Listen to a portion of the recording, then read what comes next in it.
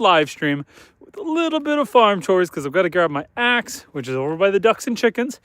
And then we are going to be doing some wood splitting. So join me as we spin this bad boy around and let's go do our short little stint of animal chores here.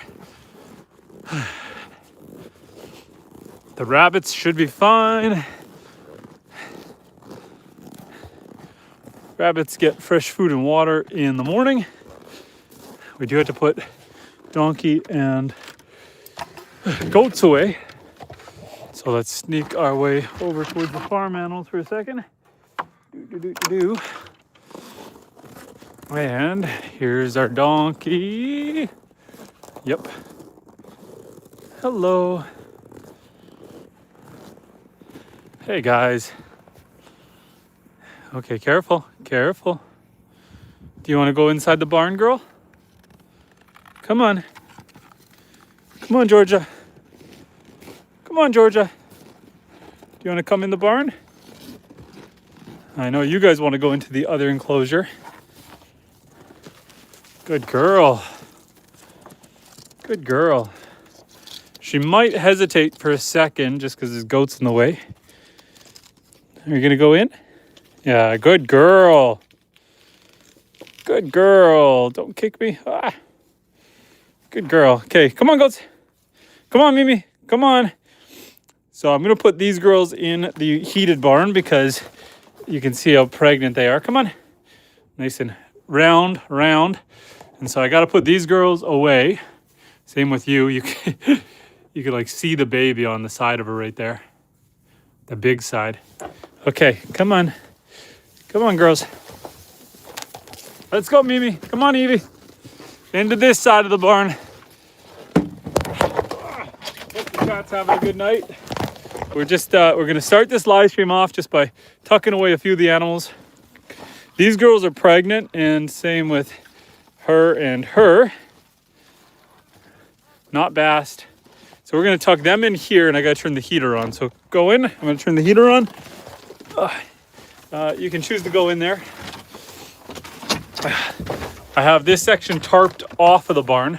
It's just a small section. It's just tarped so that I could put a heater in here. Let's just put that on there. So underneath here, there's a heat pad. And on the really cold nights, I have a diesel heater in the corner over there. Good night, Munchie. How you doing? Got a block of ice in here. Stop me from closing the door. A little bit of build up there. I'm just putting these girls away for the night. And then we're gonna go over. Never enough hands. Okay. She's good to sleep with the other ones. How's everyone doing tonight?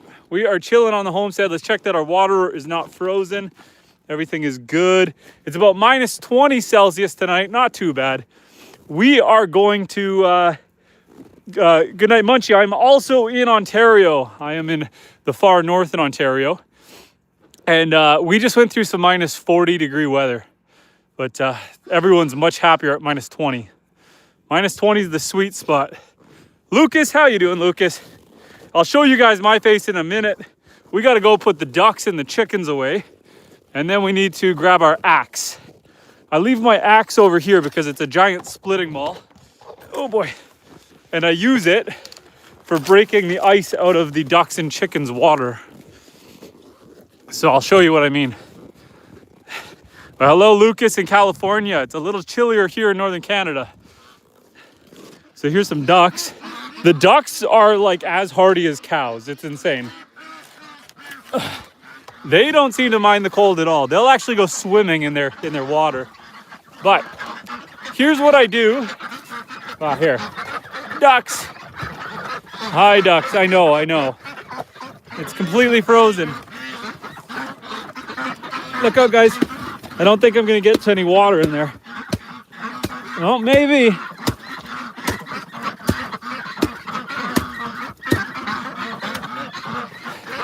You guys want to see if there's any water there? There's a little bit for you.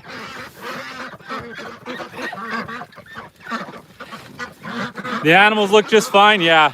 Ducks are extremely hardy. even at like minus 30, minus 40, they'll go swimming when I pour the water out. The water just freezes solid so fast out here. You got to be adding it all day and breaking up the ice. Hester's in the chat. Hester says, good evening. Think we have more snow in Ohio than you do right now. It could be. It could be. You know, the problem up here is it gets so cold that we don't get much snow. Oh, yes, guys. Everyone's getting ready. Getting a last little sip before bed. A little sip of water. I mean, the ducks are happy. Minus 20 feels fantastic for the ducks. It's a warm summer day for them. So all the ducks are just chilling.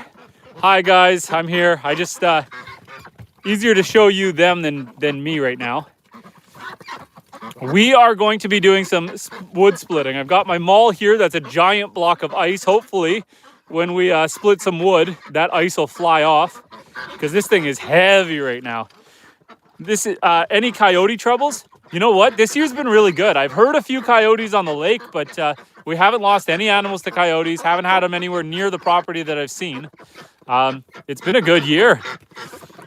And Henry says only minus 2 in the UK at the moment. We are at minus 20 here in Canada. Minus 20.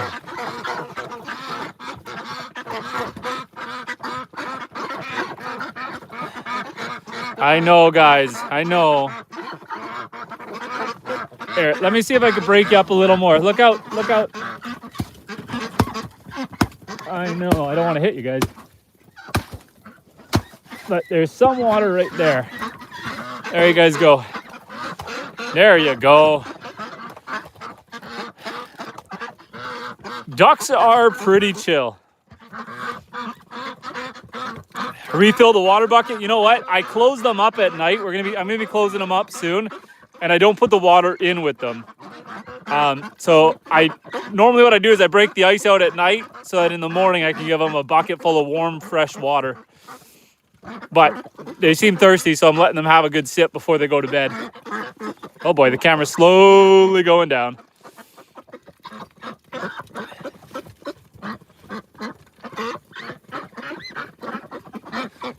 I'll let them just enjoy that for a few minutes.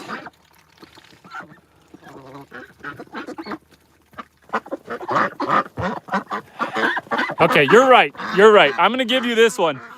Why are they so thirsty? Probably because it froze, and I was at work today, so my wife might not have broke it up. We are going to go get them a half bucket of water. We're going to go add a little bit of water in there because they're enjoying it quite a bit. Let's check on the chickens first. We got to check on the chickens. They're in here, which is a fully insulated building, and everyone is happy in here. No new eggs. So I built this little string contraption, trap door, so that they can go out into their other yard. But it becomes a little bit of a challenge because I need to scrape underneath that door if I can find a spot for the tripod to live and not fall in chicken poop. There we go, maybe. So I got to rake underneath the door every time. I don't want to close it. Piece of my vapor barrier.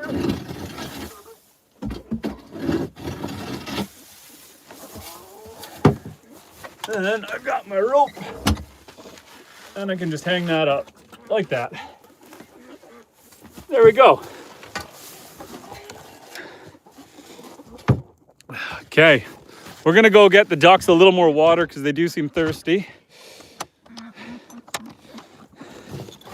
So let's go get them some water. And I'll grab my axe with me now. Okay, so we're heading over towards the cows now. I already put the donkey and goats away. So let's get the ducks some more water. I think I left the pump out this morning, so it might be frozen. We're gonna see. Oh. Okay, set the axe down, close the gate behind me. Heading over to the cows. We'll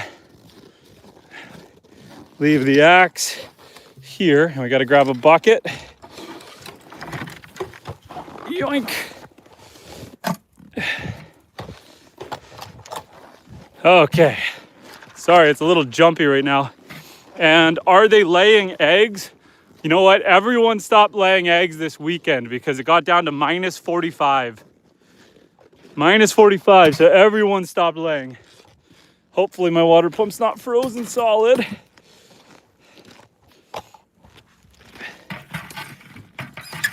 No, we're good. Maybe. Come on. There we go.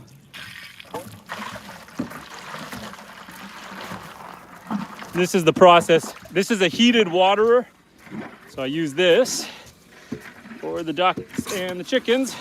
I don't need a full bucket because it's mostly ice right now anyway. Okay. There we go. That refills automatically. And when I had chickens, their egg laying stopped. Yeah, everyone was laying eggs all the way up until this past weekend. And then we got minus 45 for like 4 or 5 days in a row. And everyone just, everyone gave up. They said, we need to conserve our energy. It is way too cold out here. Oh, a lot of juggling because you gotta make sure you close the gates, otherwise the cows get curious. And it's hard to get a cow out of here. This area is fenced off just for the poultry. I don't want any cows accidentally stepping on a duck. See, they're like right in there. Okay, girls, here's some fresh water. Have at her.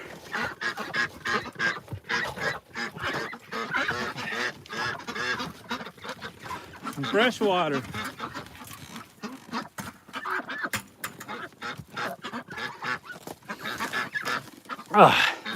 And don't ducks usually fly south for the winter, or is that just geese? A lot of ducks are migratory, so you're not wrong. That one's got a little hurt on her wing. I can see a little blood splot on her wing. Everyone else looks fine. What did you guys do? Did you guys fight together? But look at that. It's minus 20 degrees and the duck is just chilling right in the water having a bath. They are so impressive. They are extremely winter hardy.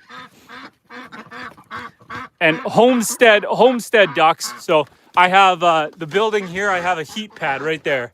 So there's a heat pad mounted to the wall. Some enclosures for them. And so they don't mind one bit, but they are so hardy. And Brian from Poverty Hill Adventure says, not as cold as where you're at, but it is cold here also.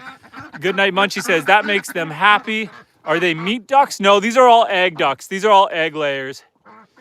There is Appleyards, Buff Orpingtons, and Kona ducks, and one Pekin.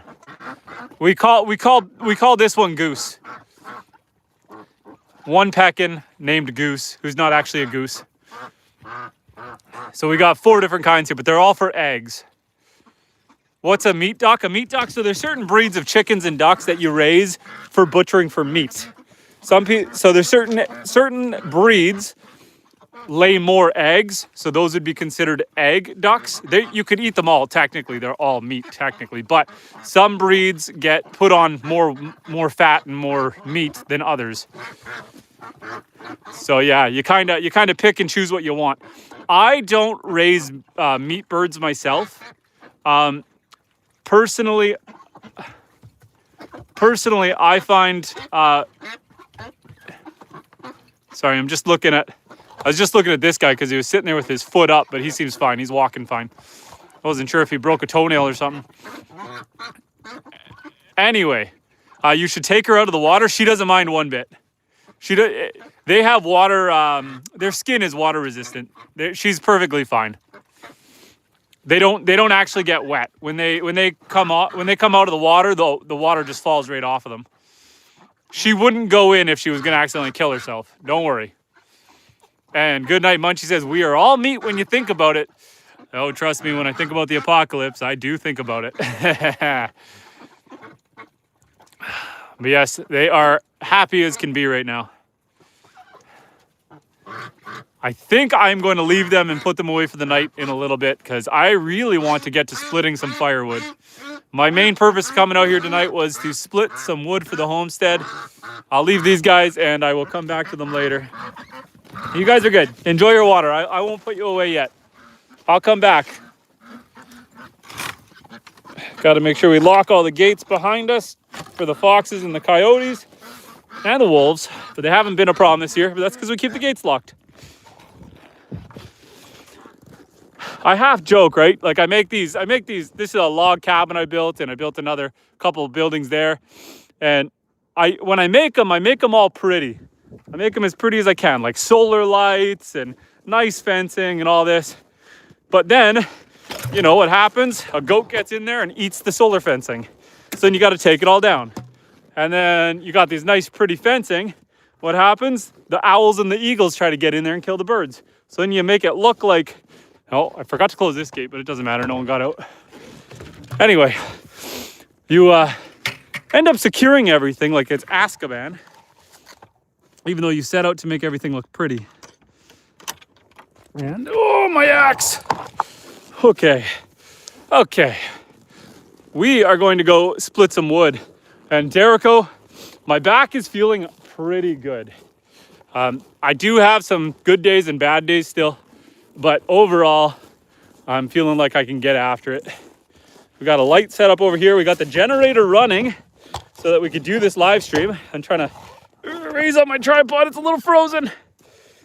Okay, let's spin you guys towards me. Oh, there we go. Hi. I'm starting to frost up out here. I'm looking rather icy. I got my rabbit fur hat on.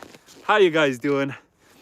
Welcome to the live stream. Sorry, we were just hanging out with the animals for a second, had to button up some chores, but now it is time to split some firewood. And good night, Munchie says, your animals look like they are taken care of.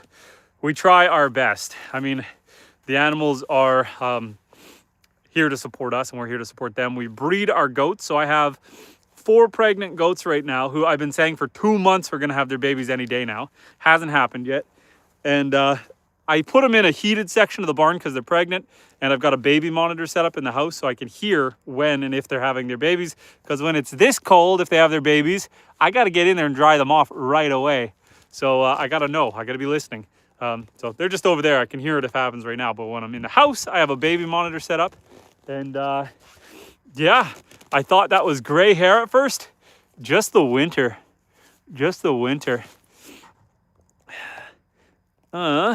Lucas said, oh, you're a lumberjack?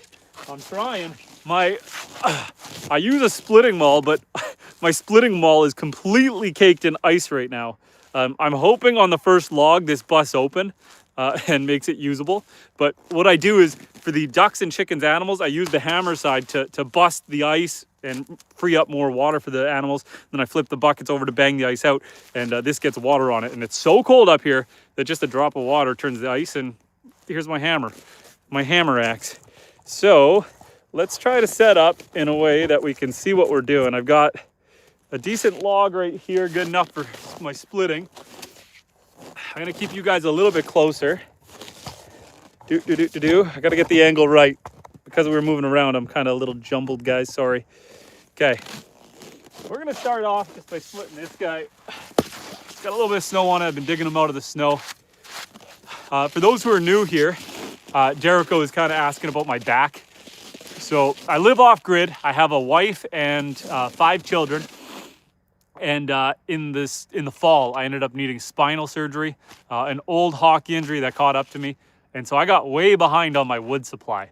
I got a lot of wood dragged out of the bush before my surgery and a lot of it chainsawed up, but I'm getting dangerously low as far as what's ready to burn. So I figure, hi Lily, let's just split some wood.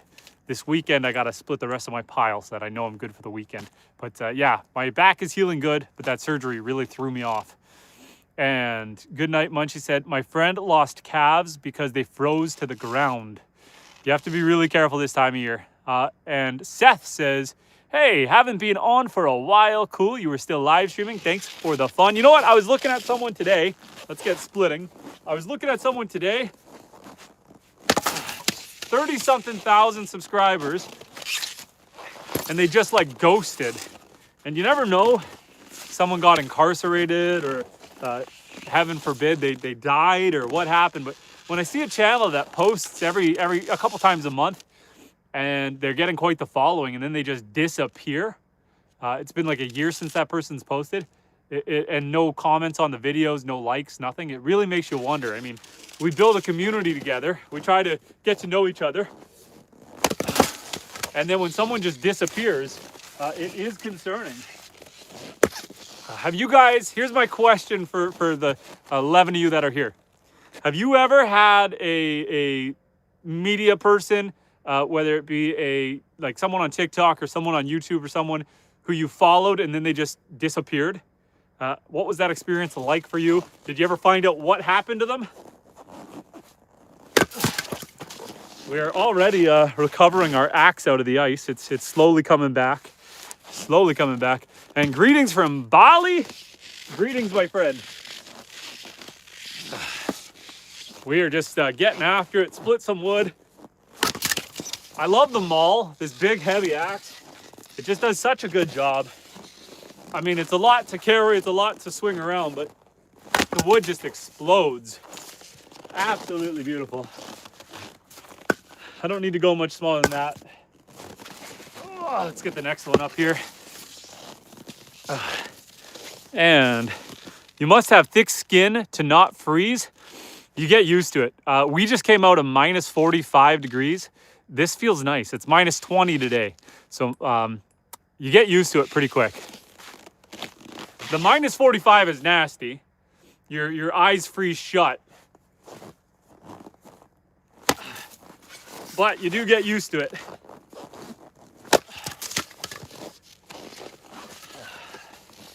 This weekend I plan to,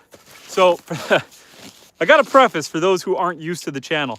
I have 156 acres. I'm off grid. It's a peninsula, so the water goes all the way around.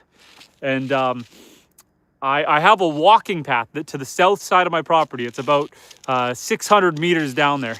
And on the south side, it's a beach.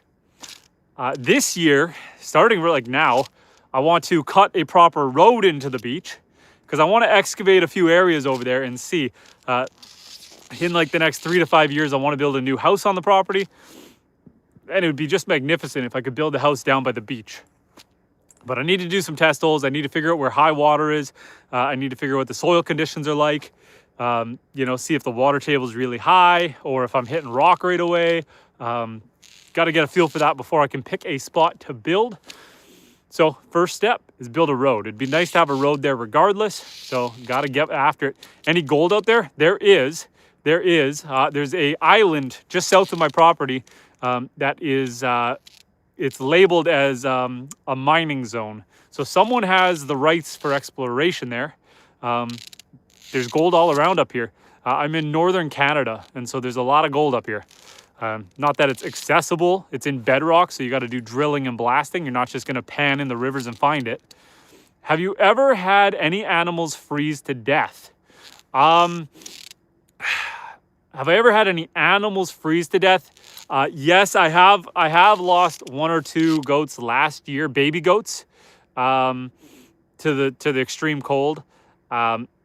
Nothing I could do about it. They were well, I preface that there is stuff I'm doing about it. They were born in my main barn and just instantly froze to death. So now my pregnant goats are in a heated section of the barn with a baby monitor so I can hear when they're born. So that happened last year and we do not let that happen again.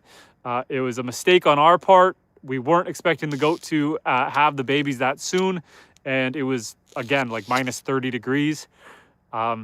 It's nasty, nasty, nasty. We haven't lost any of the adult animals just to the cold. So there's that. Lucas says, hopefully you'll find gold. And Seth says, build on stilts if your peninsula is seawater. We are on fresh water. So my current house is raised. You can't tell because I skirted it in, but it is on piers. They're not deep enough. The house does shift in the frost, but it is what it is. And Goodnight Munchie says, sometimes it happens. The farm life is not easy. I agree. And Phil, the Swiss Vapor, says a warm hello from the Alps. How you doing, Phil? We are just out here chilling, chatting, and splitting some firewood, getting after it. Oh, that one went flying. Like I was telling people, Phil, you know, back in the fall, I had spinal surgery, so I'm behind on my wood splitting, but I'm healing up pretty good, and so it's time to get back after it. Split some wood, keep the homestead. It is cold out here. We just went through some minus 40 for like 4 or 5 days, and so I burnt a lot of wood.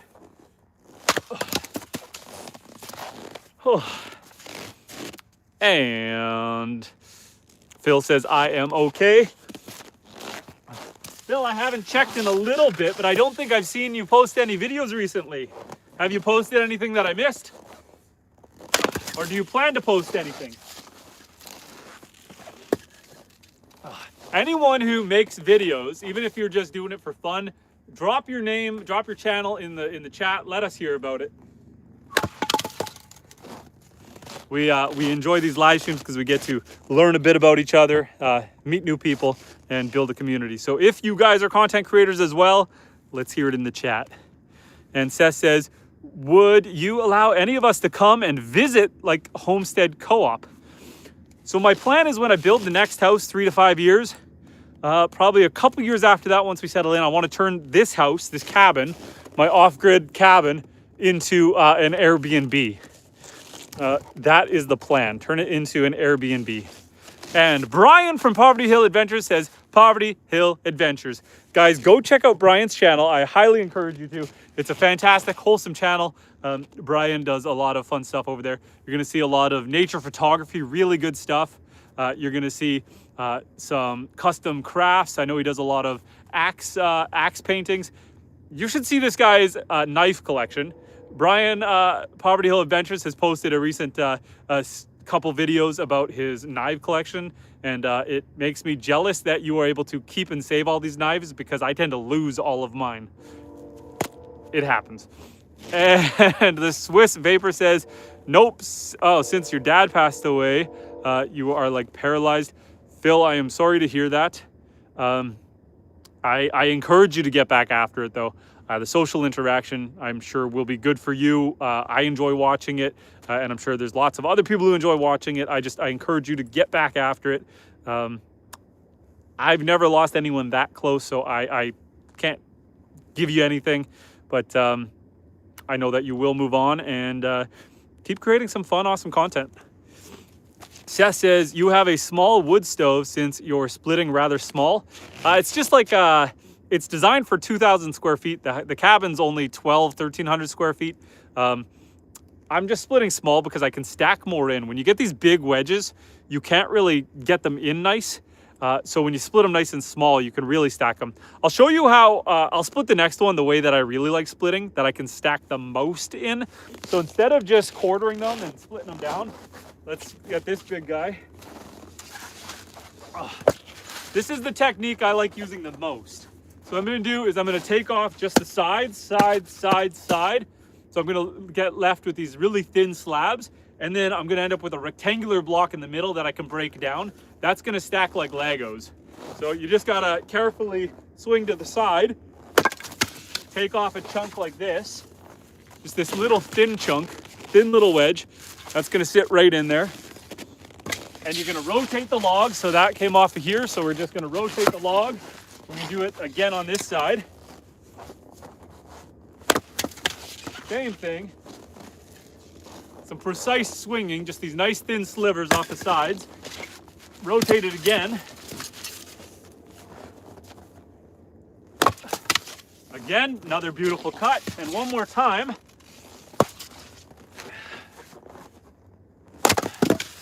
And then you end up with this. You end up with a rectangular block. I'm gonna break this down a little more, but that's gonna stack really nice in the wood stove. This is just some pine I'm cutting, nice and straight grain, easy to cut. But you end up with wedges like this. And these are gonna stack right in the wood stove. You can put a lot of wood in that way. Versus the triangular wedges, you end up with empty space. One more time, for good measure.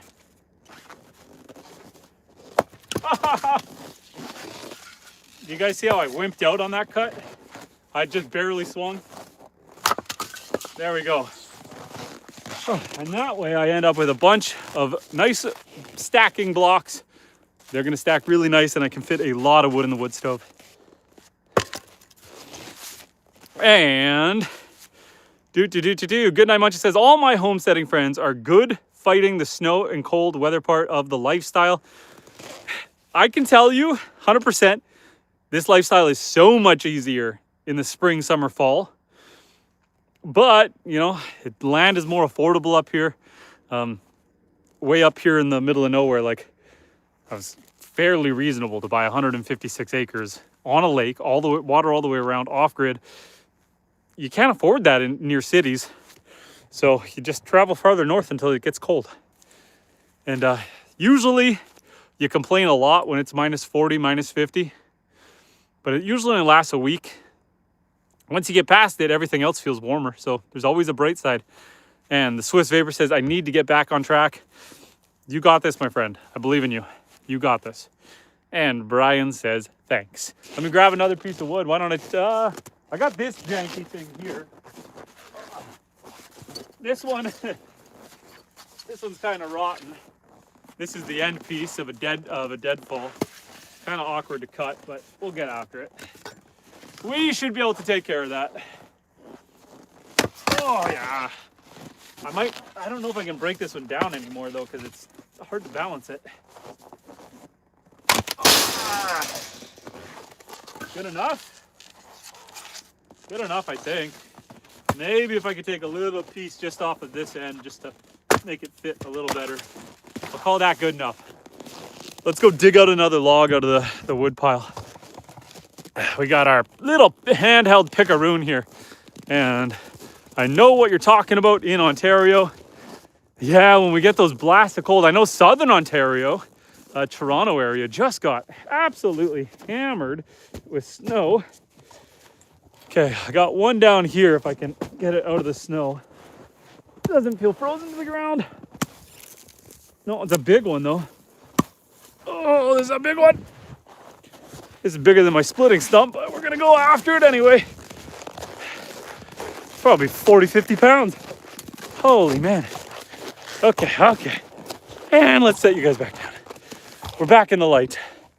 This one's big. Oh. This should probably be my splitting stump, really.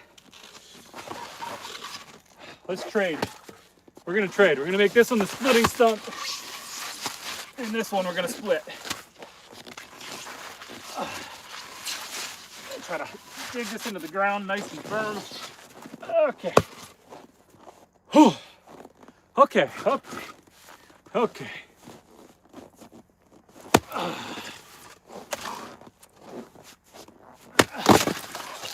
Whew. Sometimes you just got to get after it. And you need to build a wood shed next year. That is the plan. I actually hauled a sea can onto the property, a shipping container, and I'm going to build a couple things coming up for the channel, guys. I'm cutting the road to the beach starting this weekend. I'm dragging all that lumber out and stacking it by the sea can. In a couple months, I'm buying a sawmill, and then we're going to mill all that lumber, and we're going to build a barn, a second barn off of that lumber.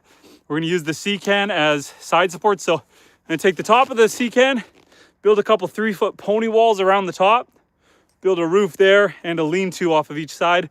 One side will be dry storage, one side will be a barn. So it's going to be a busy couple months. True North Drones in the chat saying homesteading is not for the couch potato.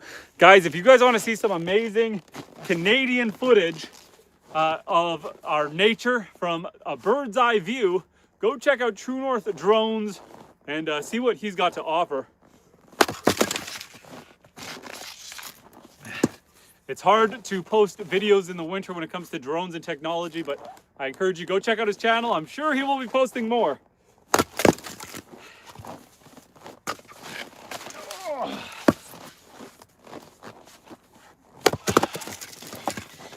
When I really focus and hunker down, I can swing an axe like no one else.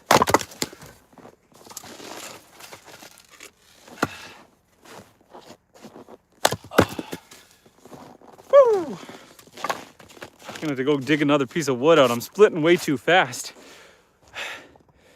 Oh. Let's go find another piece of wood. It's good, it's good.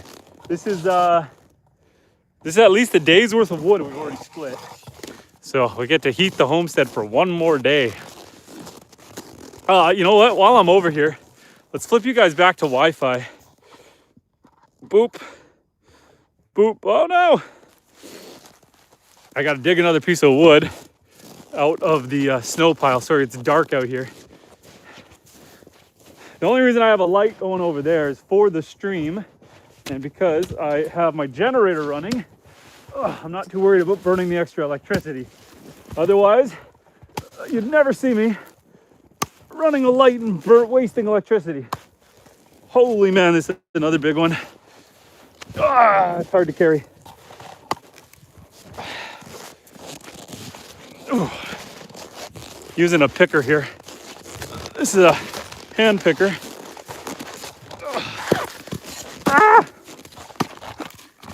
There we go. Just stab that into a log. Okay. 156 acres, yes. Oh, sorry. Hard to read the chat and carry logs and use stuff. Calm down, don't want to start sweating. It's okay, I could use a little sweat to go with my frost. And what kind of wood is that? Okay, so Blake, this is just some pine. Some pine. And True North Drone said, hard 2 weeks for you. Weather is looking better soon. -40, brr. It's been nasty, but we're out of it. We're out of it. So everything should be better going forward. Okay, we gotta break this one down a bit. It's a big one. One chunk.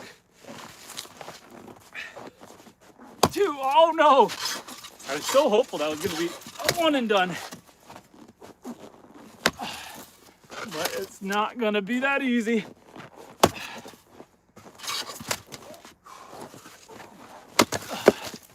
Okay, let's keep rotating. I'll join the chat again in a second. Just gotta get after it here and get this one broken down.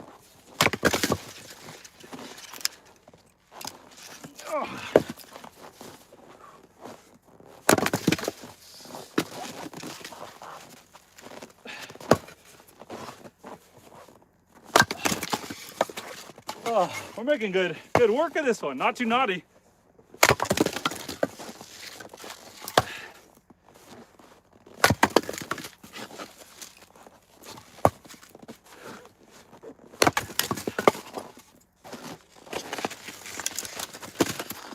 And that's how you split a bunch of wood. People ask why I don't use a hydraulic log splitter. I do have one. And when I have my wife and kids helping, we'll use the splitter. Because when they're passing me the wood and I can just pull the lever and split it, it is much faster. But when I gotta go, grab the logs, put them on, split them, rotate them, split them, rotate them, stack it, this just feels better. And Eric says, 156 acres, how much does that cost? Up here in Canada for just vacant land, land with access to water, it's about $2,000 an acre. So, you know, if you have a garage, outbuildings, houses, camps, anything like that, that's all extra. But for the vacant land, about $2,000 an acre. If there's no buildings on it, it's just vacant land, it's about $1,000 an acre. That's no buildings on it and no access to water. It's about half the price. Things might be a little higher nowadays. Inflation, it is what it is. But that's the gist of it. And Goodnight Munchie says, Groundhog Day pretty soon. Winter almost over for us Canadians. I really hope so. February 2nd. Goodnight Munchie. Is he going to see a shadow? Is he going to see the shadow?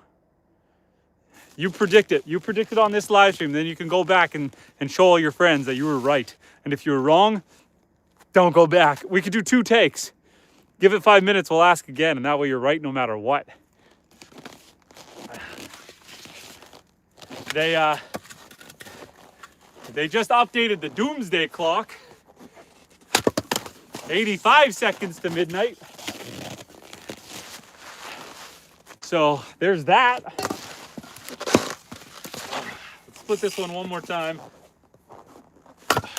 And we can grab another piece. Gotta dig it out of the snow. Gotta go dig it out of the snow. We'll go this way. We'll go this way this time. If I didn't live off grid, I'd add more lights out here. But the off grid aspect of this lifestyle makes everything a little harder. Some of these logs are so stuck in the snow. Trying to step around and feel for one. And like cat and hook, we just grab one with our picaroon, walk over, set her down. Nice and handy little tool. Oh, this one's gonna be a bugger. This one's naughty. This one's going to be a bit of a bugger, and that's okay. And Groundhog said, sorry dog, turned off my phone. I don't care, I like the winter. You're okay regardless of if the groundhog sees a shadow. Okay, this one's got a few knots in it. So what you gotta do when you got a piece of wood like this, it's got a lot of knots. You see these branches came out here. You need to read the wood a little bit. So I'm actually gonna wanna cut in line with this, because if I try to cut against it, I gotta like sever all those knots. So we are going to put those towards you guys and try to split down alongside them. Like that. You'll see the way the knot warps the wood there. Thankfully, this one's a little bit rotten there. And so it broke along the side of the knot. So if I go to the other side, we'll get another chunk off without having to break our back. Pun intended, because I did break my back. And then you're just left with this piece here with the knots holding this knob together. This is now small enough to burn. So we can just throw that right in the pile. All right, we can break this one down a little more.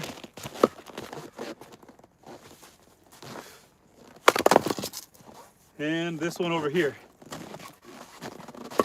Because why not? Easy peasy lemon squeezy. We are getting after it for sure. Okay, what are we saying in the chat? Blake says, get it, dog. Hell yeah, hard worker, thank you. And True North Drone says, yeah, he probably runs a 6K calories a day. Not quite, but I do try to hit the gym. True North Drones,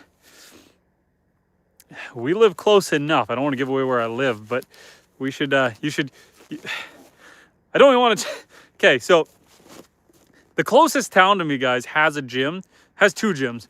The one gym that I go to is an absolute beatdown gym.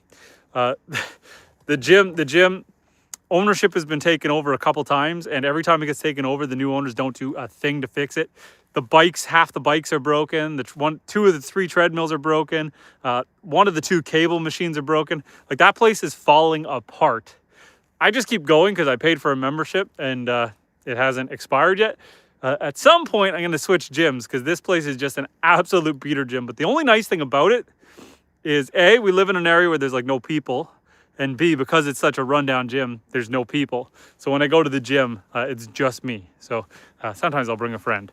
But yeah, that is the nice thing about going to a beater gym, is that there's no people. And Good Night Munchie says, hard work, that's how winning is done. Let's go get another log so we can continue winning. Charlie Sheen. Winning! Let's go get another one. Is that reference going past you guys? Or are you guys of the age to understand Charlie Sheen? He's got tiger's blood. Okay, we got to go grab another log.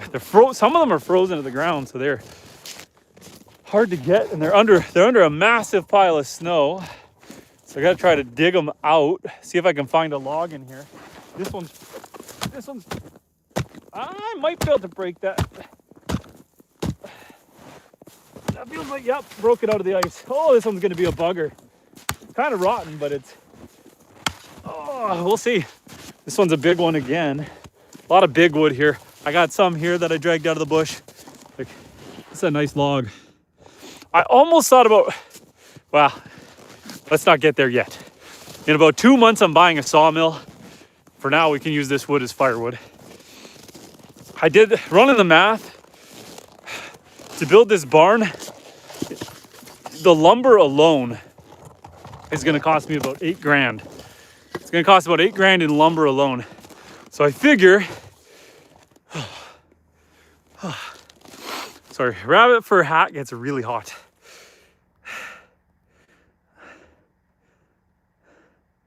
I don't want to show, well, I'll show it anyway. The same Charlie turned out to be a child M. I've never heard that. I don't think so. Maybe, I've never heard that. I know he liked his drugs, but yeah, I don't know about that. I don't know. Let's blow this one apart and let's get into a less iffy subject for YouTube. Oh, this one's gonna be a bugger. Oh, when it bounces, that's not good. Oh, that's not good. Oh, that's good. That's a split. That's what we like to see. Okay. That's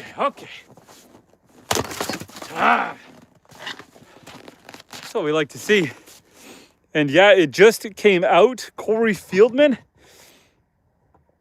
Well, I'm gonna have to do some Googling to hear the word on that one. Oh.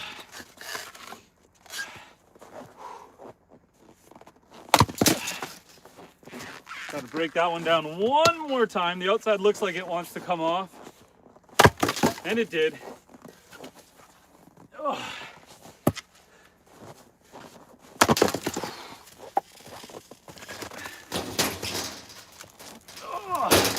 Guys, I'm gonna take this opportunity to do the call out. Oh. Make sure to like and subscribe because I really want Fisker to get me a new axe. This guy's getting a little rough, and I'd like them to give me one because I use their products all the time, and I need to be a little bit bigger before I think they're gonna give me the axe. So like and subscribe to help me get a new axe. Shameless little plug. Oh, I missed. See, this axe, it's no good anymore. It misses. I need a new one. Oh.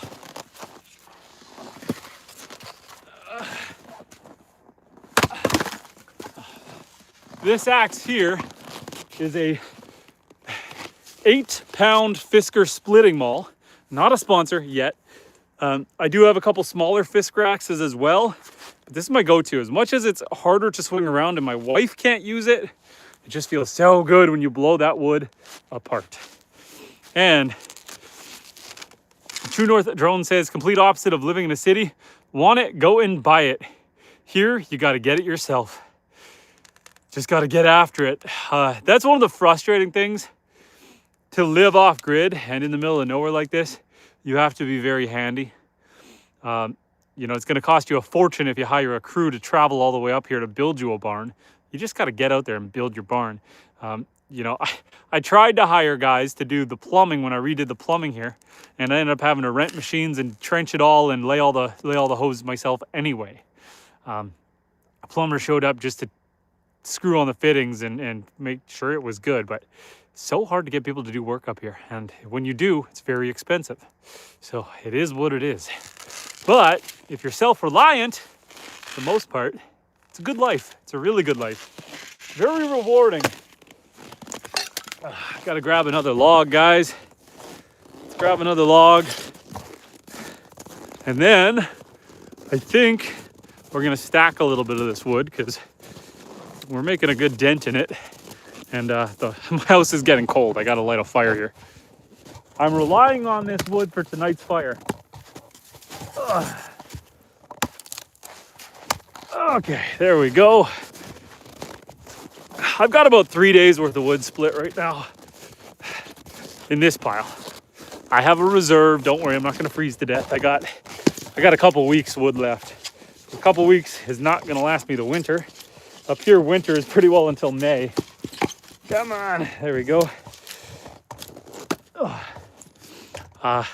Last year I did a live stream on May long weekend and it was snowing.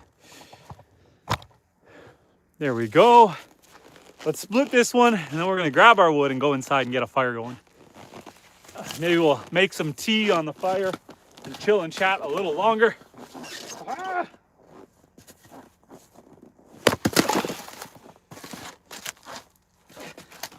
Every once in a while, you'll split your splitting block that's underneath.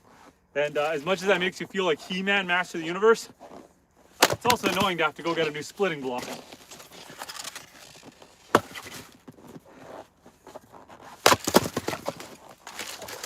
So when you're swinging a big axe like this, you give it a lot of force and let up as soon as you make contact. That way you don't go all the way through the bottom log.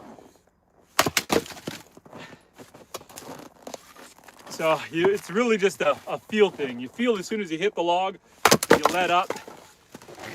And that way, your life is a little bit easier.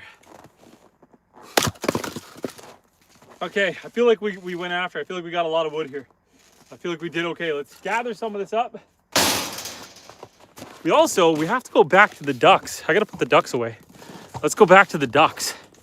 We're gonna spin this around. I gave the ducks some fresh water, but now we gotta go put them away. Gotta turn the Wi-Fi back off. Hurry.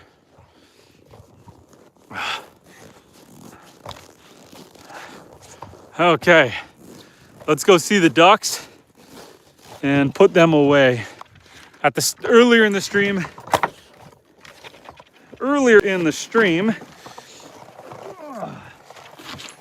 well, let's go say hi to the cows. Hi, cows. The cows don't mind the cold at all. Just chilling. And yes, I was camping, sure, made for cold fishing. You went camping during that that super cold blast? That's gnarly. Hi, cows. Hi, cows. Now it's time to go put the ducks away.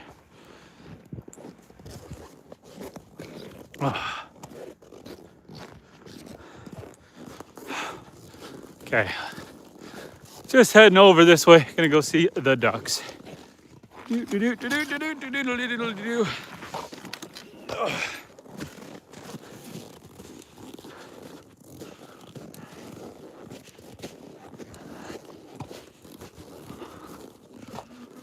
Okay, they are done with the water. So earlier in the stream, I went to put the ducks away and they were loving the water, but you can see how fast that froze. That was fresh water, it's already ice.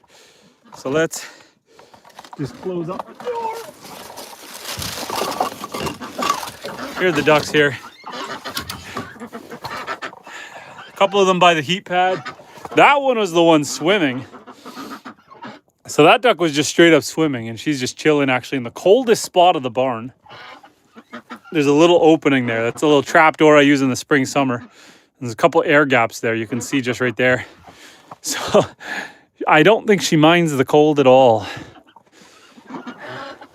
Everyone else is just kind of bedded down for the night. And there's a heat pad here and only 2 of them are by the heat pad. The rest of them are just spread out. The ducks are extremely hardy. There's a couple underneath those boxes too.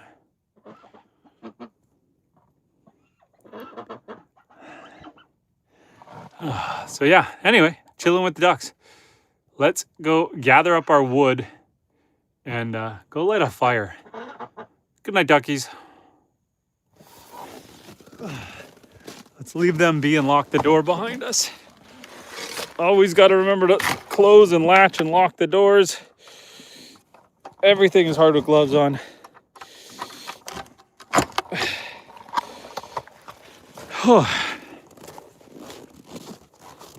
Got a nice little bit of snow falling down here. And out of the wind sure helps a lot. Yeah, that's really all the ducks need is some four-sided shelter to get out of the wind, get out of the snow. They don't need heat. They're pretty resilient. Okay.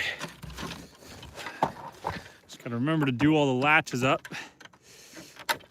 I used to use a bungee cord here. Now I use paracord with a clip. I used to use a bungee cord, but then the cows learned how to open it. And ain't nobody got time for that, right, Lily? Lily, come get some food. Come on, Lil. Come on, Lily. Let's get Lily some food. Lily is on mostly a whole meat diet, but I do like to give her some dog food as well, just because it's got different vitamins and nutritions in it, instead of just eating chicken and pork and beef.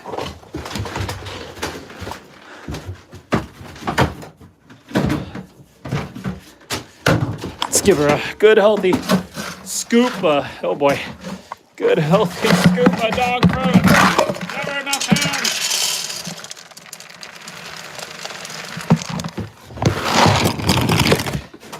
Okay, Lily.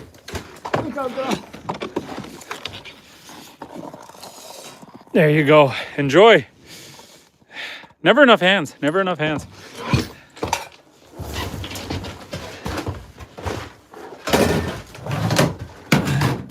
Close this up. Okay, Lily. Same thing, gotta lock all the gates.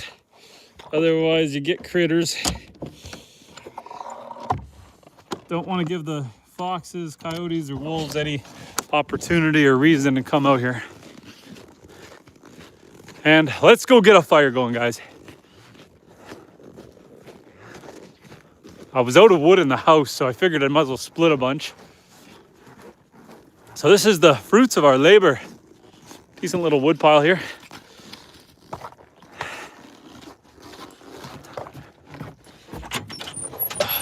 Let's grab brought my chainsaw in case I needed to chainsaw more.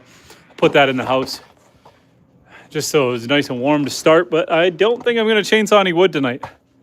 Wood bag.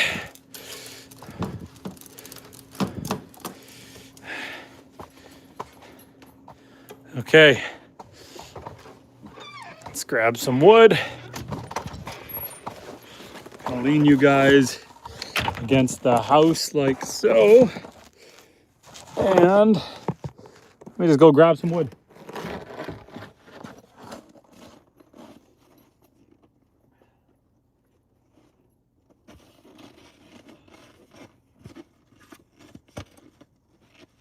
My fire is pretty well out, so I need some of the smaller pieces to get it going.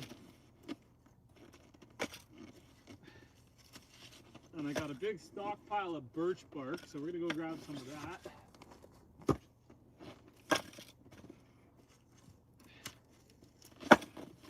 Let me go grab some birch bark. 1 second, guys.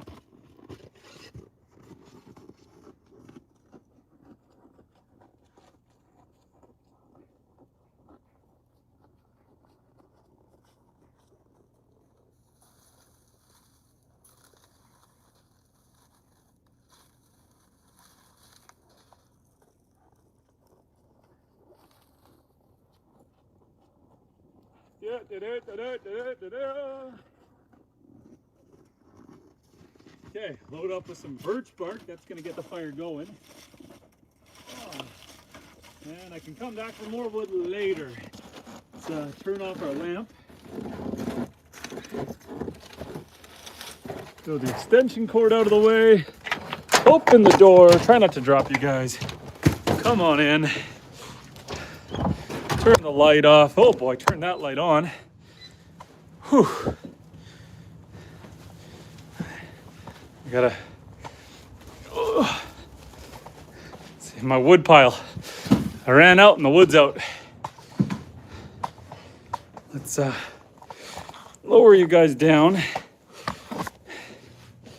And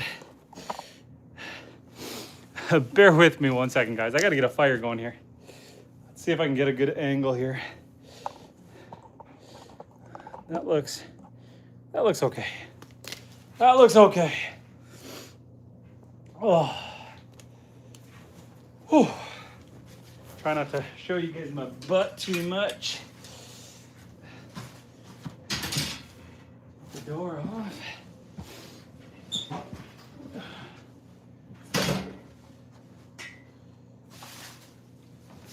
Just gonna get this birch bark down and in here. That log is partially burnt. It should be at least nicely dry. Just got stuff a ton of birch bark in there. Oh, I don't have to worry about any kindling in here. That firebox nice and full.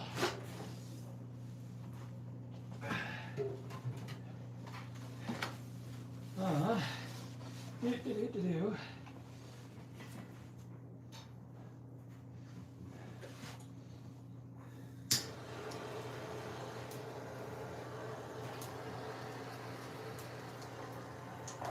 Let's get some of that birch bark started.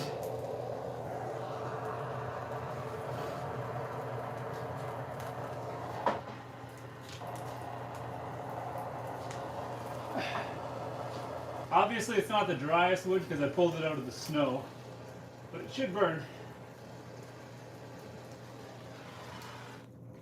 Should burn just fine.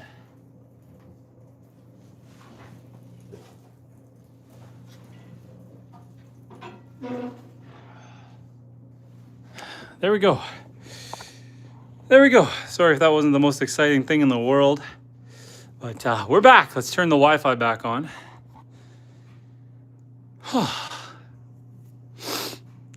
There you go.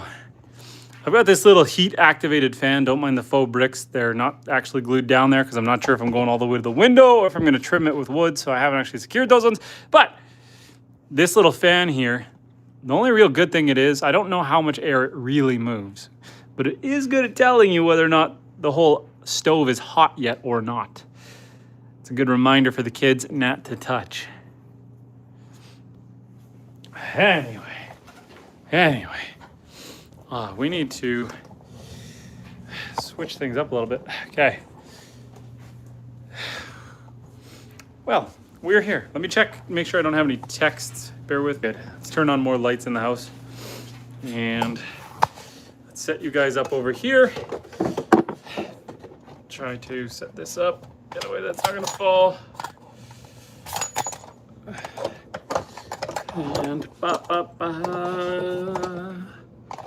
And something like that, something like that. I think that works. Does this spin around? I think it does.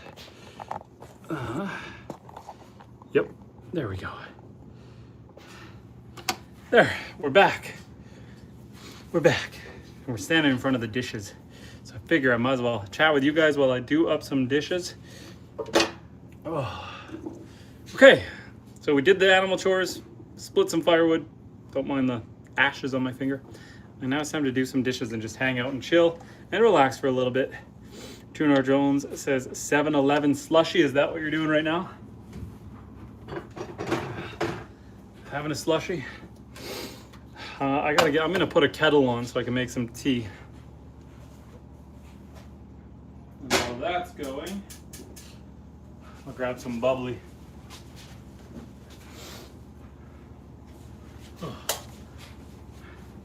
True North Drone says, was watching the duck vid earlier.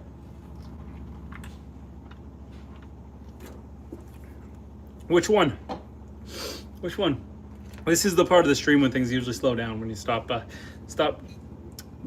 being outside and doing stuff. That's okay. This is kind of the nice little relaxed session. May as well keep it going. In the summer, when the lighting's better and I have more consistency, the streams are usually very busy, but I also don't mind the slower streams. It's a little more chill, a little more personable, a little more just of a hangout and less entertaining. By that I mean less entertaining on my part. Breaking the ice, and they were going nuts over the slush. Yes. Yeah, when I broke the ice for the ducks and saw how thirsty they were, I decided to get them more. I was actually going to put the ducks to sleep at that point. you know, I gotta lock them up every night, because if I don't lock them up, that's going to be the night where a fox or a weasel gets in there. And so I gotta tuck them away every night, keep them nice and safe. But yeah, went to break the slush just to see, and they were thirsty, so we gave them some water. But ducks are incredibly hardy. When people ask me, because I have both chickens and ducks, when people ask me which do I prefer, chickens or ducks, I always say the ducks. The ducks are hardy. I don't have to worry about them getting frostbite and dying. They're very, very tough. They're pretty chill and easy to take care of. They're friendlier. They don't fight as much. With the chickens, every once in a while, I've got 2 roosters. They'll go after it, and it'll be a little bit of a bloodbath in there, and you gotta smarten them up. I've never been attacked by a duck. The roosters, what ends up happening is, in the summer, I tend to give them a lot more of the scraps from the kitchen. And so the chickens, they get used to eating that meat. They get used to me going out there and feeding them. And the roosters tend to get aggressive. I don't know if it's the meat that makes the roosters aggressive, or if it's just that they know that I'm coming with food and they really want it. And if I don't give it to them fast enough, they get aggressive. I don't know, but I've never had that with ducks. Ducks have never attacked me. I've been charged by the rooster a few times. It's actually kind of funny. When the last time the rooster attacked me, I just started screaming at him and running at him and chasing him all over the yard until he realized that I was bigger. They're little dinosaurs. I don't think they know that they're small.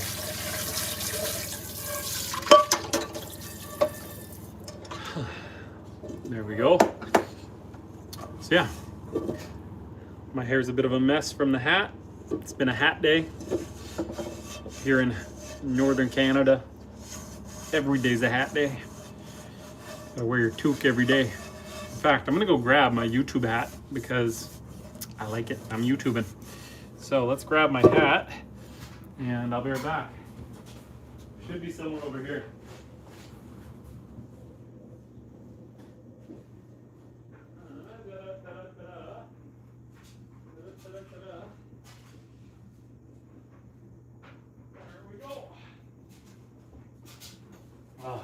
Coming back. Okay. Hi, sorry guys. Figured I'd go grab my YouTube branded hat since we are streaming. And Darren says, hey buddy, watching from Minneapolis. How you doing, Darren? I hope you are staying warm and having fun, and I hope you travel safe. There's been a lot of accidents on our highways up here in northern Canada. It's been nasty business. One south of here, there was earlier today a car hauler, so a transport carrying cars flipped on its side, and then the cars, all of them damaged, all of them wrecked. Absolutely brutal. That's going to be quite the insurance claim. And Soul just says Minneapolis as well. You guys might meet up at the same bar.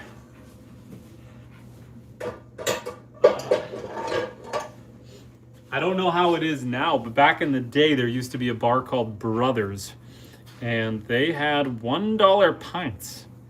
Pints? I think it was $1 pints. It was a college bar. Just realized my spatula's got a broken knob off of it. Hope someone. I hope my wife realized that thing busted off before she fed the kids. Someone's going to be having some indigestion later. And Soul just says, the algorithm maybe? You know what? It's a small world. I live in an area with not many people. And every once in a while, I'll get people say, hey, I saw you on YouTube the other day. Not people who knew about the channel ahead of time. Not people who knew I do YouTube. Just the algorithm feeding the local demographic. It's always surprising to me when I have to have that conversation with people. I don't advertise very much that I do YouTube. Something that I enjoy. It's something that I do for fun. But it's always surprising when in real life people recognize you. Especially, I'm a small YouTuber. Small channel, right? Under 3,000 subscribers. I am monetized, but under 3,000 subscribers. And so when people people say they saw my videos. It's kind of fun. And MK Knife Making in the chat. Guys, go check out his videos. He's got some cool stuff going on. How are you doing? I'm doing well. Can't complain. We were just out there taking care of the animals and splitting firewood.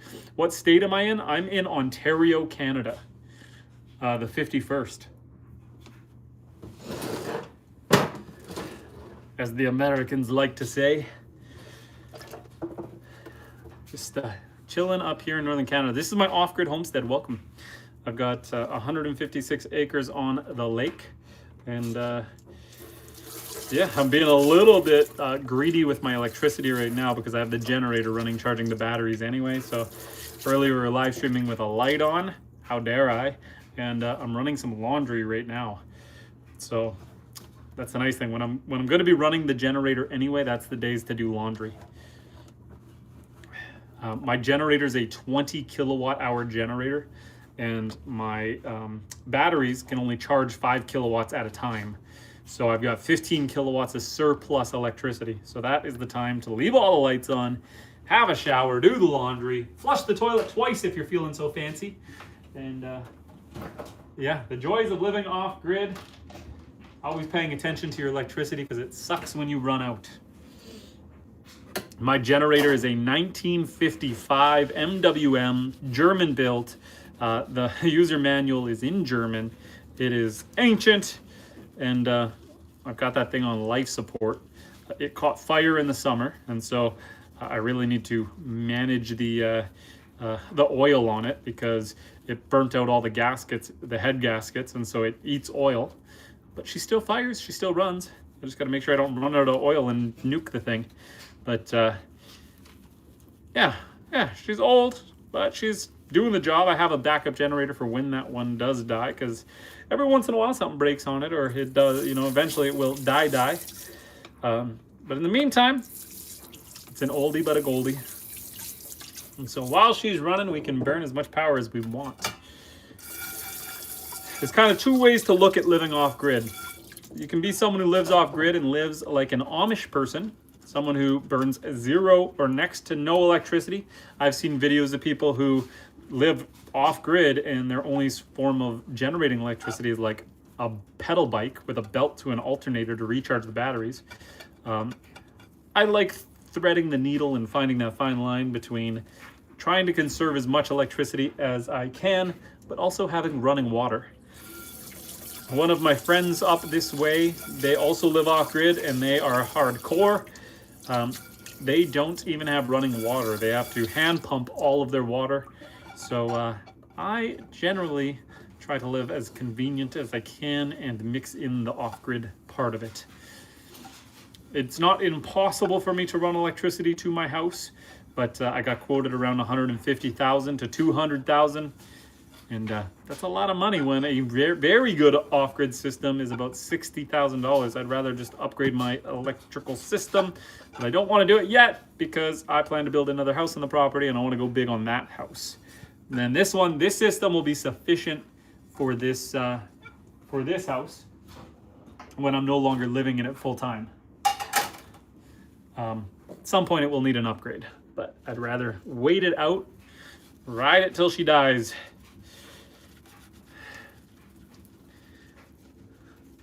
So we are just chilling, doing some dishes. If anyone has any questions, feel free to ask. Now's the time because I can just chill and read the chat while I'm doing dishes. My plans for the weekend, I am going to be using flagging tape and marking out the road to the beach on the south side of the property. I have a walking trail that goes there, but I want to cut in a nice road. Something I can drive a truck down there, drive my machines down there. I'm thinking that I might build the next house down by the beach, but I need to be able to get some machines down there to dig some test holes, see what the soil conditions are like, and it'd be nice to have a road down there anyway. So this weekend we're gonna flag that out, split the rest of that firewood, and maybe start felling some trees. So it'll be a busy weekend. I'm sure I'll do a little bit of YouTubing somewhere in there.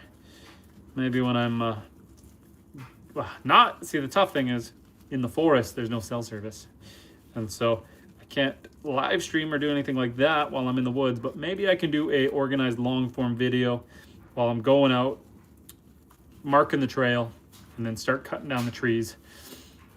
True North Drone says, I think that would be a good idea. Cut a lane down to that beach.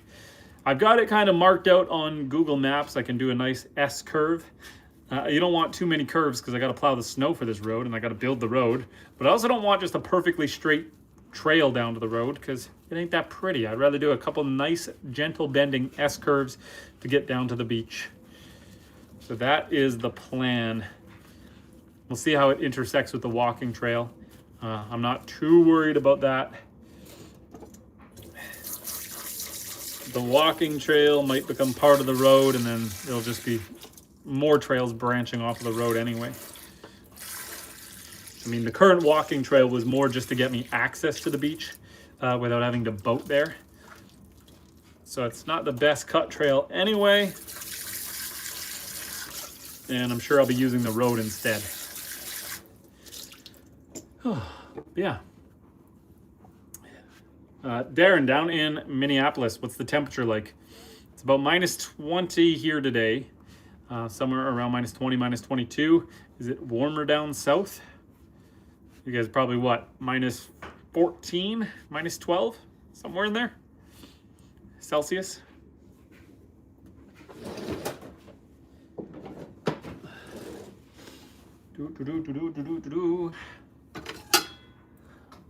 So I've got the YouTube hat, I've got a YouTube blanket sent to me by YouTube, and I'm getting a YouTube sweater. At some point, they're gonna send me a sweater, probably in March. So that's kind of cool. I'm gonna be fully swagged out.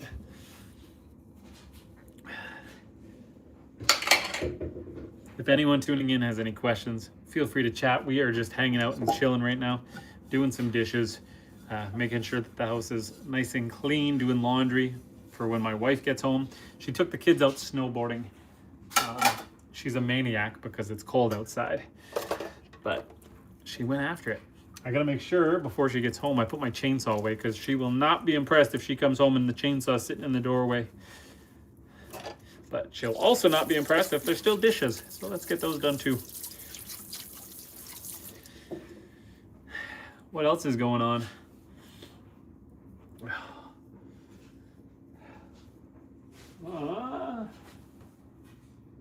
I gotta close the door on the fire. We got the fire going. Mrs. Army's in the chat. Let me put this spoon away. We are just doing some dishes and hanging out. We did some animal chores, put the animals away for the night, cut a bunch of firewood, got a fire going here. Let's just close that up. And we're just doing some dishes while the wife is got the kids out at the ski hill. Okay, let's get you set back up here. Right, something like that. Anyway, Mrs. Army says, good to see you up and going well. Thank you. I'm recovered quite well from the spinal surgery. I'm definitely better now than I was before the surgery. Not 100%. These things, you know, they take time to heal, might never heal.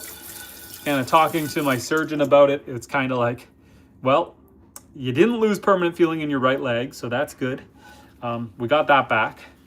And that was his main concern, I guess. You know, I had to get that spinal surgery because my leg got cut off, the nerves got cut off. And so got that spinal surgery so that I would be able to, hopefully, it was a hopeful walk. And that worked out well. It was quite the recovery. I'm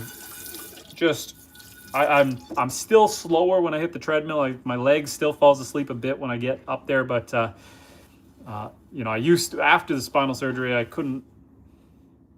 Before the spinal surgery, I could run a mile on the treadmill in about 7.5 minutes.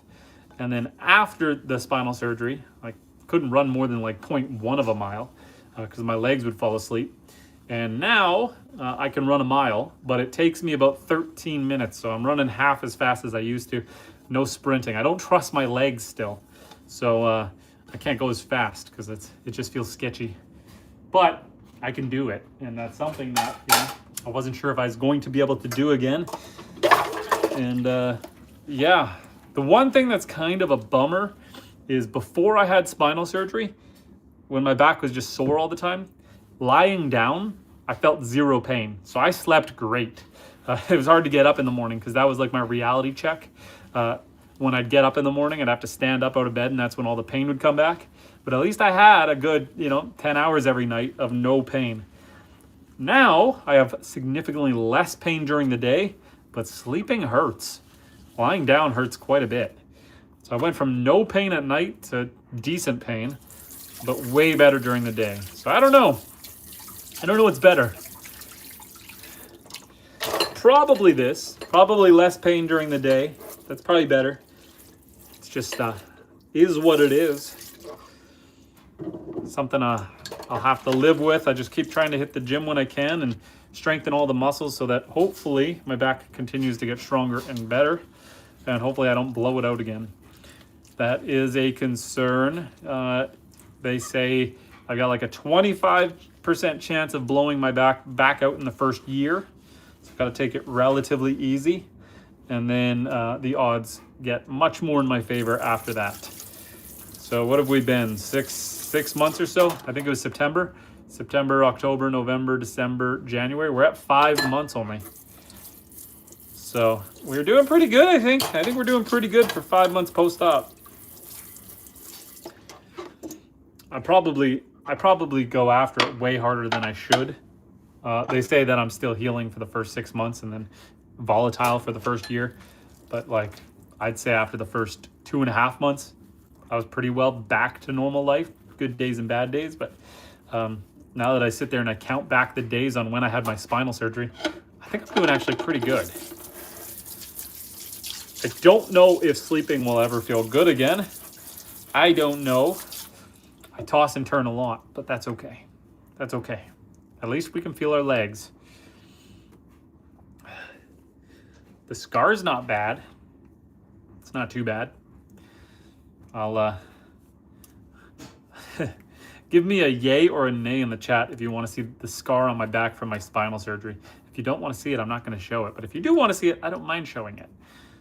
It doesn't matter to me.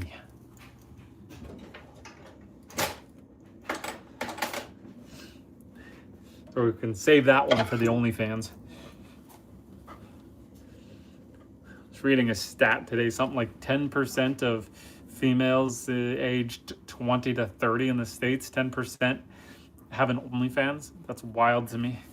Actually, I know a few people who will do it as like a meme. People will have an OnlyFans and post feet pictures just for the fun of it.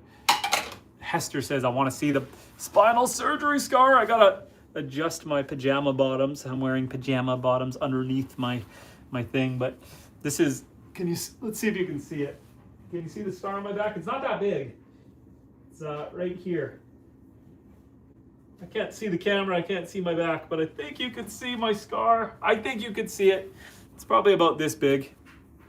They can get in there with pretty delicate tools nowadays. They don't have to make too big of an incision to cut you open and dissect things. It's pretty impressive. When I was younger, when I was about 13, 14, I had surgery on both my legs. Twice in my life, I've been told there's a chance I'll never walk again. That's brutal. I'm not that old. But twice in my life, I've been told that. Once I had some tendons tear in my legs, and I had to have surgery on both my legs. They had to grind down the bones and cut and reattach the tendons in both my left and right leg. I did the worst one first, then the other one next. That was a long recovery. That was about a year on crutches. And so there was that one. The risk there was if the tendons fully snapped, they might shoot up to my knee, and they weren't sure they'd be able to pull them back down. So that one was kind of a precautionary surgery to try to get ahead of anything serious. And then, of course, I had the spinal surgery when I lost feeling in my leg, and they weren't sure if I'd get feeling back or not. It was kind of a bit of a wild card. But it did work. It did, in fact, work. Took a long time. Nerves take a long time to heal. But we're getting there. We're getting there.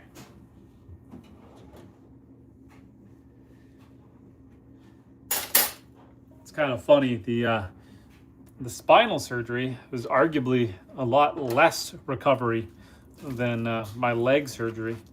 And one of my buddies just had an ACL repair, and he's looking at a good 3 months of recovery.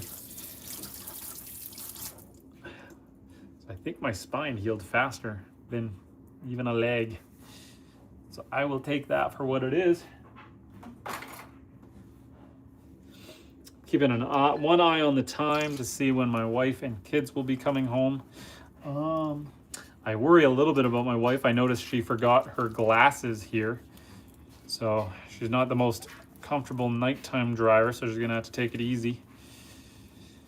Ryan, how are you doing? We are just relaxing, chilling, doing some dishes. We were out with the ducks and the chickens and the cows and the goats and the rabbits and everyone earlier in the stream, and then we were splitting a bunch of firewood.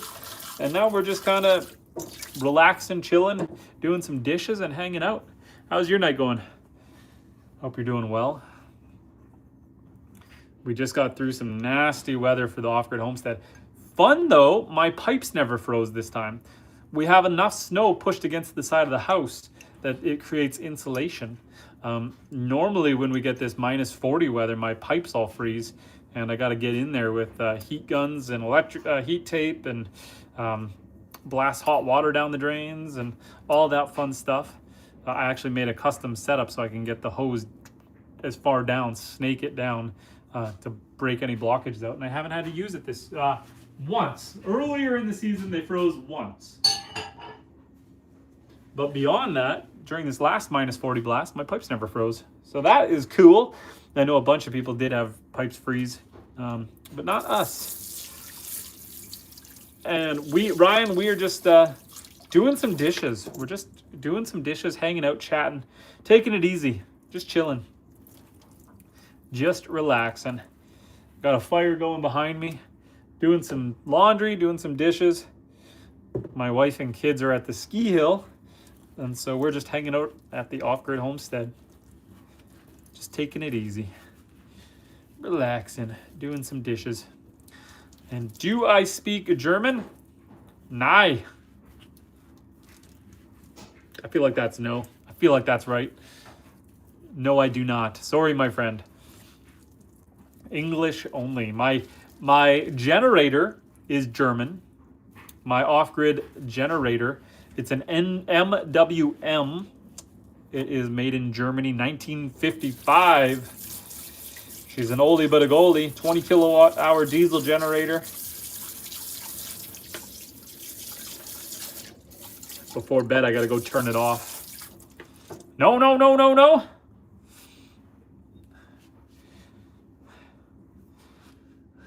I feel like that's not German for no.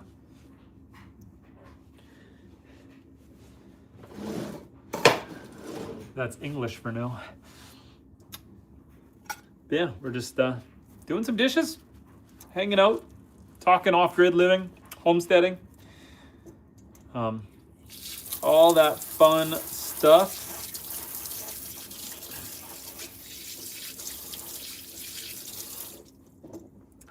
My grandfather owns this company. What, the logo that you have in front of each of your texts? What do you mean? What company does your grandfather own?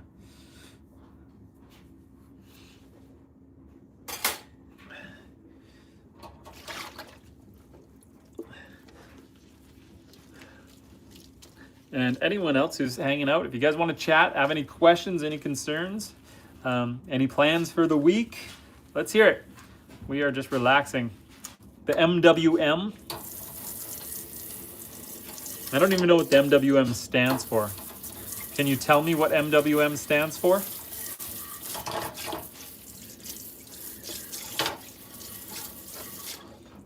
I would know it if you said the right one because it is on the user manual.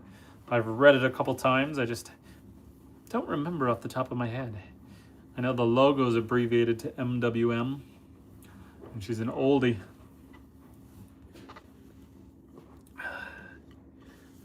Are you in Germany right now, Ryan, or are you in the United States? Where are you from? Where are you currently living?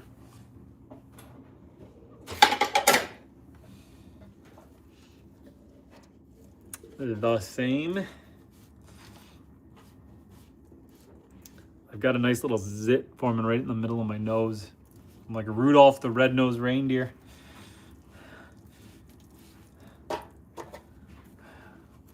Oh well, it is what it is.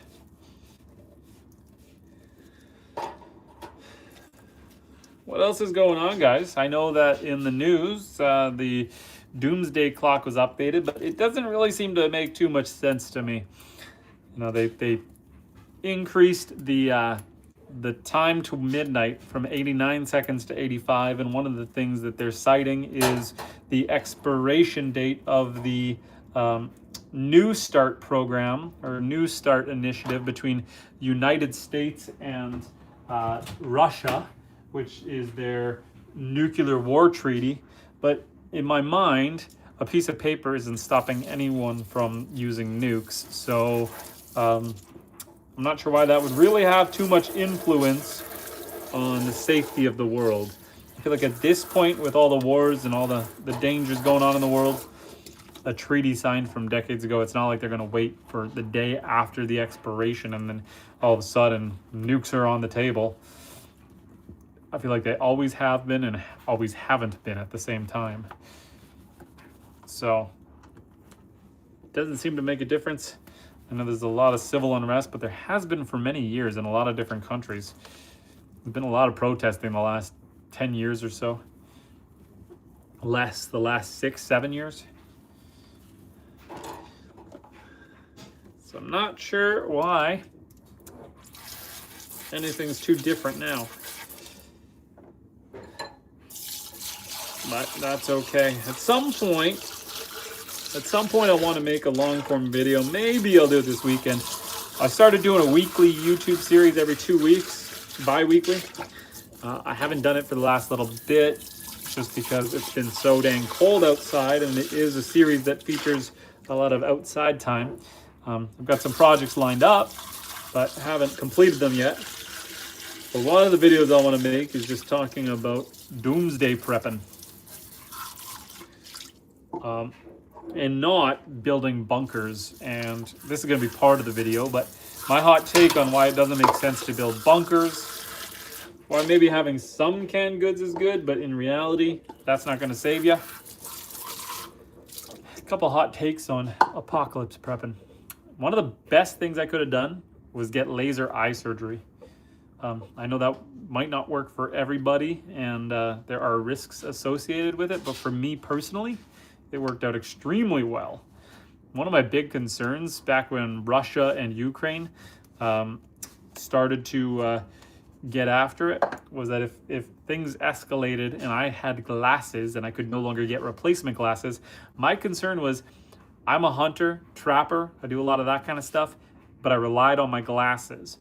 If the world ended and you couldn't get new glasses and my glasses broke, my value to the future humanity went way down. And so I went and got laser eye surgery. And I like to think that makes me a hardcore prepper. And True North Drone says, crazy times. A fellow like you are in a good position if ever things were to go crap. Maybe you'll let me squat in your tent on your property. We'll talk. I've got a rule. I have a rule. I've told some of my friends and employees and people this. I'll give you the first, let's say, around 30 days. Anyone who shows up on the property in the first 30 days who I know and trust, you're in. You're part of the commune. You are more than welcome. But after 30 days, I can only assume you've survived that long by building alliances with other people. And if you show up on my property after 30 days, I've watched too much Walking Dead. I can only suspect that you are doing some espionage or spy work on behalf of another party to see if my setup is better than their setup. And I don't want to lose my setup. In my fictional head, you know, when you're playing this game, watching The Walking Dead and stuff, I'd like to think that in an apocalypse situation, I'd be rigging my property up like Vietnam. There'd be spike pits, spike traps, tree traps, falling dead log traps everywhere. I would not... You're Rick? What's that make me? Am I Shane? That's some season 1 action going on. And Ryan is saying, I also speak English, but not well. It's okay. I hear you there. You're speaking it quite well. You're speaking well enough, my friend. And thanks for bringing that up, MK. But yeah, I feel like in an apocalypse situation, the best bet is to try to defend your property. Now, in my case, during the spring, summer, fall, my property's pretty good. I've got a peninsula, so I got water all the way around. And yes, people could try to access by the lake, but it's a lot harder to access by a lake than it is to access via land.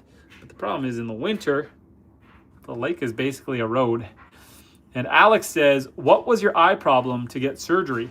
So it was just prescription glasses, just nearsighted, couldn't see very far away. I would say like 6 feet away from me, it was like there was saran wrap there. Like I could not see very far at all. That was the biggest shock. When I got laser eye surgery, that was just corrective so that I didn't need glasses anymore. My vision is now, so a normal person with good vision has 20/20 vision, meaning what they see in 20 feet is the same as other perfect people at 20 feet. Better than perfect would be 20/15. So someone with good vision could see 20 feet, or sorry, what they could see at 15 feet, you could see back at 20. I have 20/10 vision now. So what I can see at 20 feet, someone has to be 10 feet away. So I can see twice as far with perfect vision as most people. It is fantastic. The laser eye surgery went perfect. I just had my eyes tested in December 2010. So beautiful, perfect vision. So it was just preventative because I was literally worried the world was going to end. I was like, man, if things go sideways, and then if things don't go sideways, the cost of laser eye surgery in the long run is far cheaper than repetitive eye exams and prescription glasses. Especially, I live out in the middle of nowhere. I live outdoors. I'm outside in the bush all the time, and I was terrible at putting scratches in my glasses. Whenever I was hunting or bushwhacking, I would wear my glasses without any like lens covers or protection on them, and I'd scratch the hay out of them. So, yeah, laser eye surgery. I've had surgery on both my legs, spinal surgery, and then laser eye surgery. I had my wisdom teeth out, if you want to count that as a surgery. I had some other health issue surgeries. I had a cyst that then I got removed and then got infected, and I had like 5 surgeries on that. Yeah, it's been fun. But otherwise, I don't know how people survive.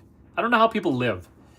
Like I've had 1, 2, 3, 4, 5, 6, 7, 8, 9, 10, 11. I've had like 12 surgeries in my life, and I'm young. I don't know how people survived back in the day, and I know the answer is they didn't. And the other answer is that the food was healthier for you, and so people had less problems, and you know, that kind of stuff. A lot of my surgeries, like my back and my legs, was sports related. Just my body's not good enough to keep up with how hard I go. It is what it is. One of my buddies keeps asking me if I'll go play hockey again, because I used to play a lot of hockey, played in a couple men's leagues. And so my buddy wants me to play hockey again. Now, a couple things. 1, I live way too far away, so it'd be a pain in the butt to play hockey. 2, I just had spinal surgery, so like I'm not gonna risk hurting myself again. In fact, I used to be a trick snowboarder, and I'm thinking it's probably time to sell my snowboarding gear. Prior to this year, I can't help myself. When I go with my kids to the ski hill, I can't not hit the jumps, do the rails, do the boxes, do tricks. I spent so much of my youth doing that stuff that I have to show off for my kids a little bit. Because of that, I think it's time to sell that gear, because if I show off now and I'm not successful, I do not want to re-hurt my back.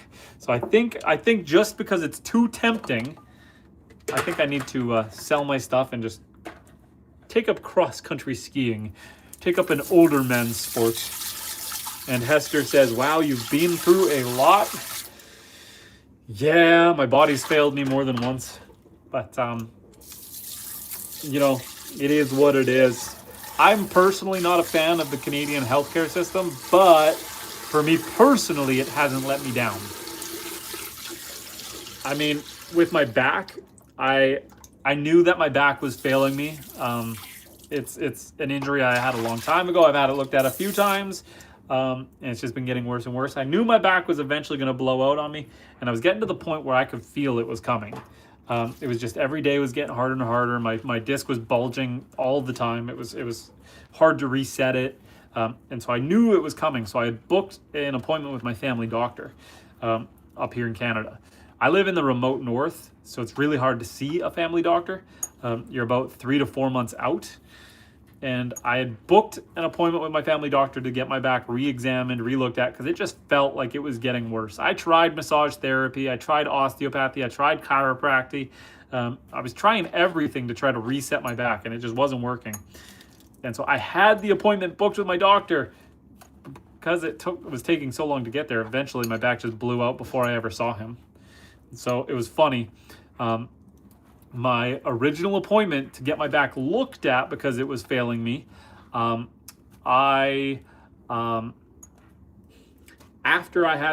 my back blew out and I had my surgery, like a month later, I got a call from the hospital reminding me of my doctor's appointment to go look at my back. I'm like, guys, we've already dealt with that. We're a little late for that doctor's appointment. So, as much as the healthcare for the most part has not failed me, the surgeons have been really good and the surgeries have been really good. The wait times are just brutal up here. I blew out my right shoulder one time, and I wanted to get it looked at from my doctor, so I made an appointment.